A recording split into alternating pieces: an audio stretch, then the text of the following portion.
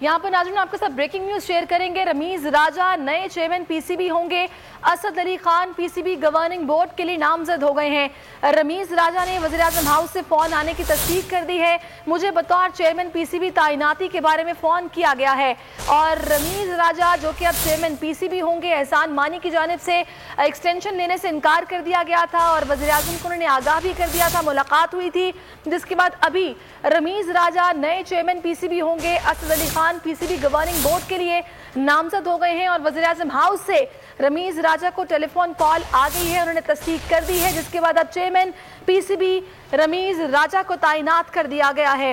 इससे पहले एहसान मानी से मुलाकात हुई वज़ीर-ए-आज़म की, जिसमें उनकी जानिब से एक्सटेंशन लेने से माजरत की गई थी और उन्होंने ये भी कहा कि उन्होंने क्रिकेट के लिए भरपूर काम किया है।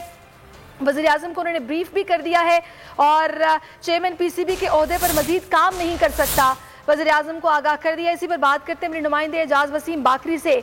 एजाज, तो अब रमीज राजा को ऑफिशियली चेयरमैन पीसीबी अनाउंस कर दिया गया है। देखिए, ऑफिशियली पाकिस्तान क्रिकेट बोर्ड के पैटर्न इन चीफ वज़ीर-ए-आज़म इमरान खान है, तो वज़ीर-ए-आज़म इमरान खान ने गवर्निंग बॉडी के लिए रमीज राजा की नॉमिनेशन भेजेंगे जो पाकिस्तान क्रिकेट बोर्ड को मौसूल होगी। उसके बाद सरकारी तौर पर फिर रमीज राजा इलेक्शन लड़ेंगे पाकिस्तान क्रिकेट बोर्ड के जो 12 गवर्निंग बॉडी के मेंबर्स होते हैं। लेकिन क्योंकि वज़ीर-ए-आज़म जिसको नॉमिनेट कर देते हैं, तमाम बोर्ड मेंबरान उसी शख्स को चेयरमैन बनाते हैं, तो रमीज राजा को ये बता दिया गया है कि आप चेयरमैन पीसी होंगे और रमीज ने खुद हमें तस्दीक किया है कि उनको वज़ीर-ए-आज़म हाउस की स्टाफ की कॉल आ चुकी है कि आप बतौर चेयरमैन पीसीबी नामजद। 3 दिन पहले रमीज राजा ने इमरान खान से मुलाकात भी की थी। जो एहसान मानी ने 2 दिन तक इंतजार किया ओहदा छोड़ने का या तौसीह ना लेने का, इसके पीछे अब ये लग रहा है कि रमीज राजा को एहसान मानी चाहते थे कि वो बोर्ड में उनके साथ काम ना करें। ये चीज अब सामने आ रही है कि वज़ीर-ए-आज़म हाउस ने दोनों को बुला के कहा था कि दोनों पाकिस्तान क्रिकेट बोर्ड को मिलकर चलाएं, लेकिन एहसान मानी ने 2 दिन खामोश रहने के बाद आज सुबह वज़ीर-ए-आज़म हाउस को आगाह कर दिया कि वो कंटिन्यू नहीं कर रहे हैं। इसीलिए अब रमीज राजा जो हैं उनको नॉमिनेट किया गया है बतौर चेयरमैन और उनका इंतखाब अगले 2 से 3 रोज में कर दिया जाएगा। ये जो कंट्रोवर्सी जिसकी आप बात कर रहे हैं एजाज, ये मतलब इसके पीछे क्या है? क्यों साथ काम करने से इनकार किया, फिर मुलाकात हुई, फिर कहा गया साथ काम करना है, खामोशी क्यों रही फिर ये रमीज राजा की तरफ से 2 दिन?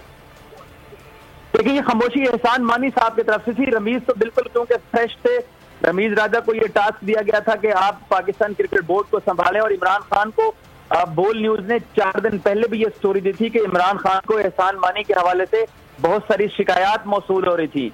सबसे पहली शिकायत जो उनको की थी वो बलूचिस्तान के वजीर आला जाम कमाल ने की थी कि क्वेटा में एक विमेन टूर्नामेंट हुआ था, वहां पीसीबी ने कोई तवज्जो नहीं दी थी। फिर उस टूर्नामेंट को पीसीबी ने रिकॉग्नाइज नहीं किया। सदर पाकिस्तान आरिफ अलवी उसकी क्लोजिंग सेरेमनी पे चले गए। बोल न्यूज को इंटरव्यू देते हुए कहा था कि वो वजीर-ए-आज़म को शिकायत करेंगे। फिर जो कश्मीर लीग मुजफ्फराबाद में हुई है उसमें भारतीय क्रिकेट बोर्ड ने आईसीसी को खत लिखा, पूरी दुनिया के बोर्ड्स को फोन करके कहा कि कश्मीर लीग का बाइकआउट करें। पीसीबी खामोश रहा, एहसान मानी खामोश रहा। जो कश्मीर कमेटी के अमूर के वज़रा हैं शहरियार अफरीदी और अली अमीन गंडापुर, ये नाराज थे एहसान मानी से कि भारत पाकिस्तान पे हमले कर रहा है, पाकिस्तान क्रिकेट के हमले कर रहा है। खिलाड़ियों को फोन करके रोका गया कि आपको भारत में घुसने नहीं दिया जाएगा अगर आप कश्मीर गए। तो पीसीबी इस दौरान चुप रहा, खामोश रहा।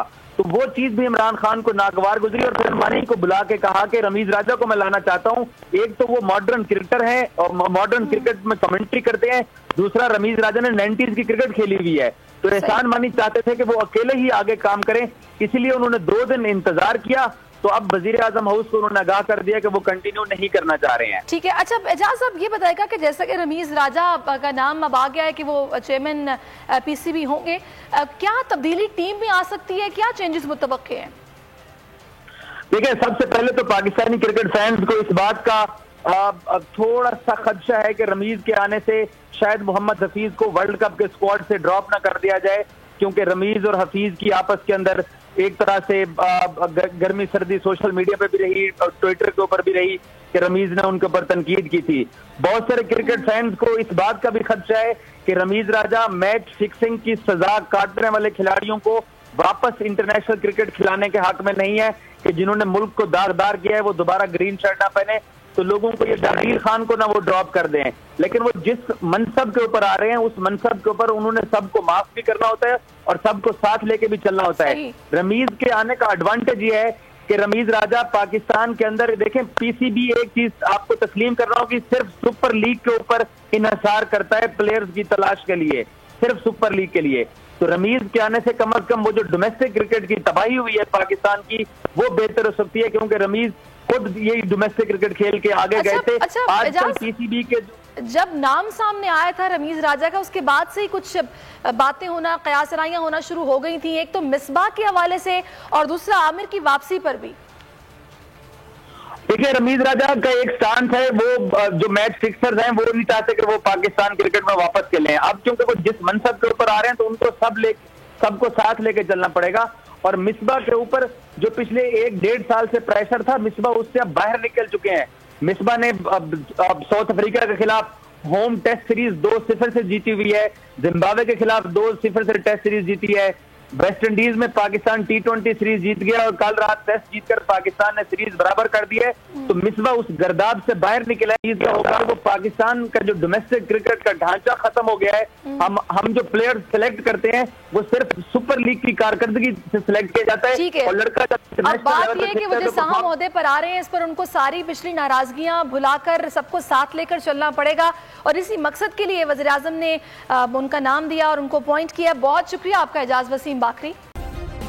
सब्सक्राइब करें और बेल दबाएं ताकि कोई खबर रह न जाए।